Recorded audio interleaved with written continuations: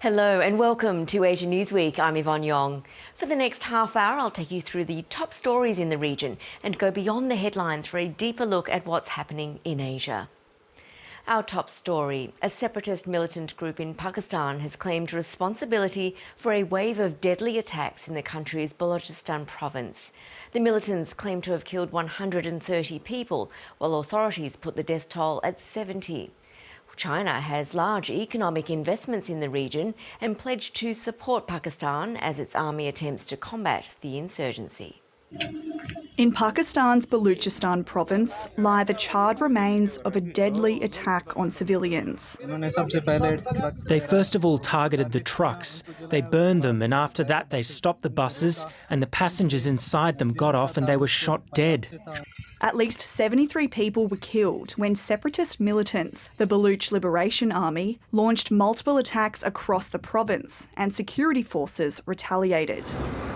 The largest attack, a hit on a highway where the BLA executed 23 civilians in cold blood. They shot all the drivers. 3 were killed on the spot, and 1 was hit with 6 bullets and was taken to hospital. The group also targeted police stations, killing at least 10. These attacks were a well-thought-out plan and were carried out in one day.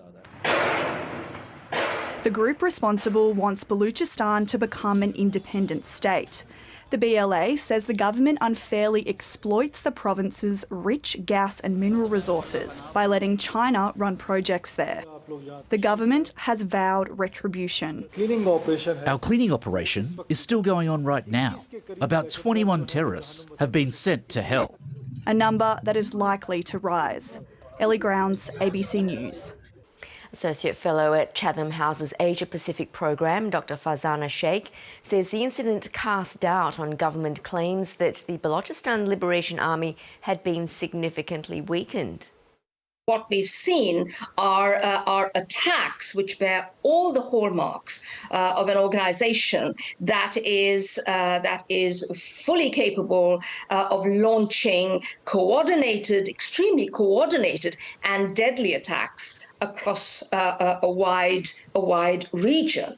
I think the other point to note with regard to these attacks and why they are potentially so serious is that they are bound to raise serious doubts about the security of key development projects in the province of Balochistan.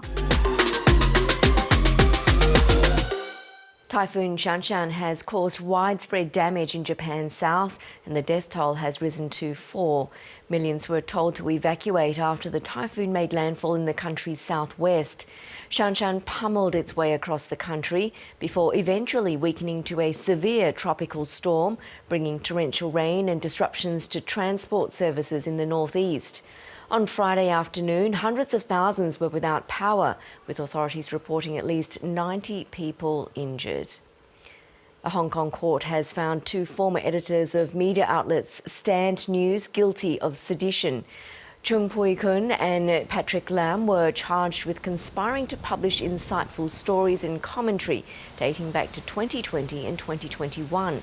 The case revolved around 17 articles, including stories featuring pro-democracy figures, with prosecutors arguing the content helped promote illegal ideologies.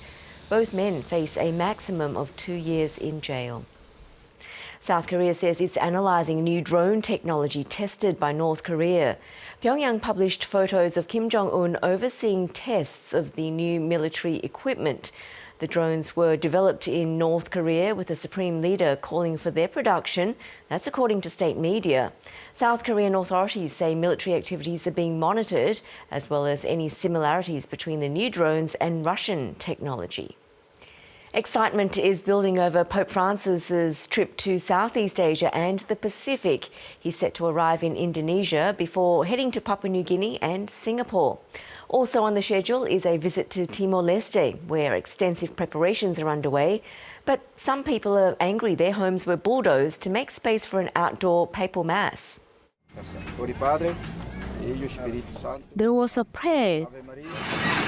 The bulldozers rolled in. Moments later, the homes were gone. I'm very sad.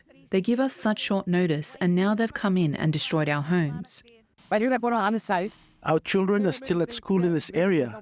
We've asked them to create a place for us, but we have nowhere to go.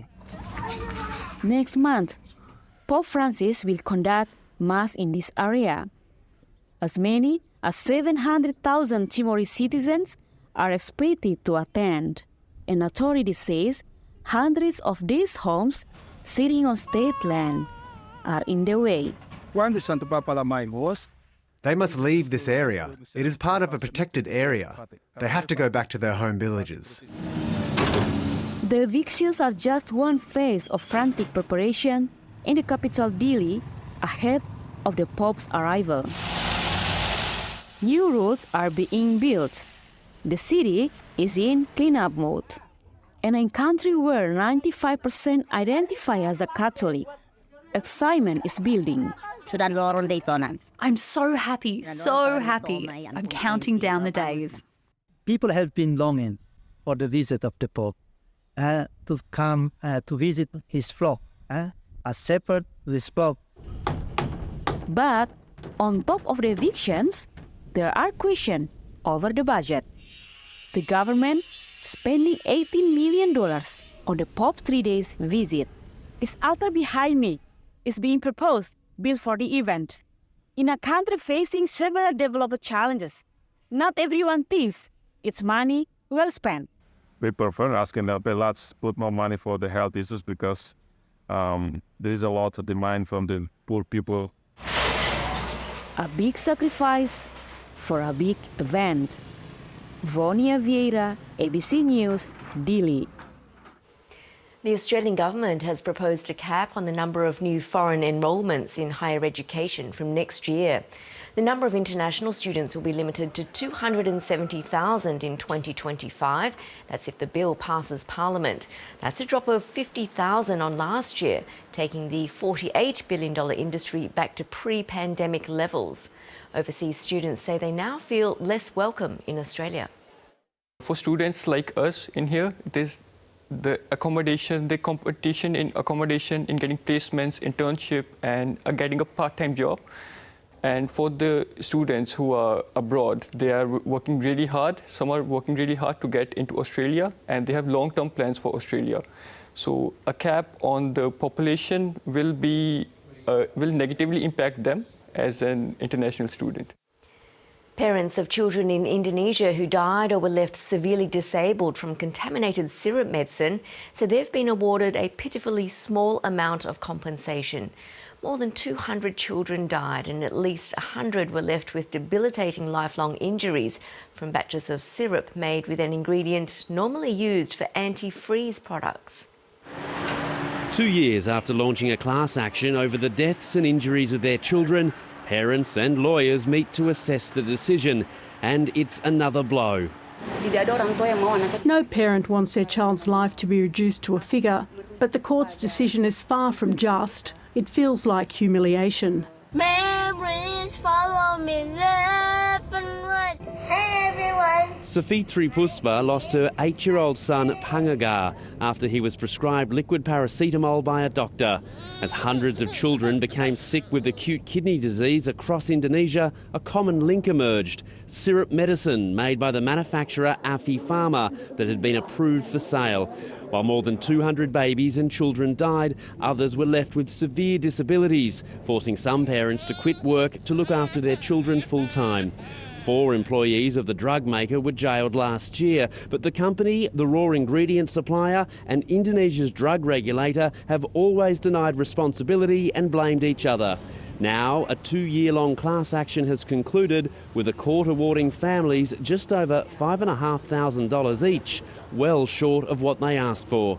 The judge ruled the syrup manufacturers did do something illegal, but instead of forcing them to pay real compensation, they just have to pay a token amount, more like a donation. At no point in the past few years has Indonesia's health ministry or drug regulator been found at fault over the deaths. Lawyers say the families are disappointed this latest civil court decision also let the government bodies off the hook. We've already been through our lowest point well before this court process. so we can still fight and look at avenues for appeal. The syrup medicine manufacturer has criticised the court decision and still maintains it wasn't obliged to test ingredients it bought from suppliers. Bill Birtles, ABC News, Jakarta. Vietnam's parliament has approved a major reshuffle of senior ministers as it prepares to elect a new president.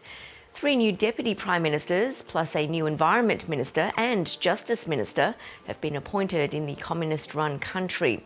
Meanwhile, officials have announced a new president will be elected in October to replace To Lam, who has held the position since May. It means the country will see its 3rd president in less than 2 years. Earlier this month, President Lam was appointed chief of the ruling Communist Party, the country's most powerful job, following the death of long-serving leader Nguyen Phu Trong. Malaysia has charged former Prime Minister Muhyiddin Yassin with sedition over allegedly insulting the country's former king. Mr Muhyiddin is accused of making the remarks in a political speech this month. Malaysia practices a unique form of monarchy where the country's 9 sultans take turns to be king every 5 years. Negative remarks about royalty can be prosecuted under a colonial-era sedition act. Canada is following the US by imposing a 100% tariff on Chinese-made electric vehicle imports. The only Chinese-made EVs currently imported into Canada are from US-owned Tesla, made at the company's Shanghai factory. Chinese brands are not yet a player in Canada, though Chinese company BYD has previously indicated it wants to enter the Canadian market as early as next year. A 25% tariff on Chinese steel and aluminium has also been announced. Chinese-made C919 passenger jets will now be used by Air China and China Southern Airlines. The aircraft are already used by China Eastern Airlines. The manufacturer says the planes have been designed to reduce carbon emissions by up to 50% compared to similar jetliners. Handmade bamboo noodles are becoming a dying art worldwide. Using the skills learned from his father more than 50 years ago, a man in Western Australia is keeping the tradition alive. Have you seen noodles made like this? Meet Yvonne Yong, a Malaysian chef who specialises in bamboo noodles. He shows customers at his Perth-based restaurant how he used to make noodles growing up. Actually, I just need to show that people that how I make the noodles before the machine. Because I live in an area there's no electricity supply, no water supply. So actually I come from a very, very poor family. To help make money for his family, Erich would sell the bamboo stamped noodles to his peers at school. And my father will teach me how to make the noodles. So early morning, my mum wake up like 5 o'clock to teach me how to make noodles, how to cook the noodles, and how to combine with the sauce together and sell it in school. He said the bamboo tradition goes back 150 years and was a popular way of making noodles before machines were introduced. Although it's an uncommon way to make noodles now, Erich wants to share his family history with everyone. Because I want to show that how this sort of art comes from. So even though I do it also just to let my son, my children see how I make the noodle. After years moving around the world to perfect his craft, it was always Erich's dream to come to Australia and open his own noodle shop. Until so many years, I was very happy that I make it through since 1983, my dream. Plus, the noodles are pretty tasty too. They do look pretty good. Well, that's all we have time for. Thanks for joining me. I'll see you next time.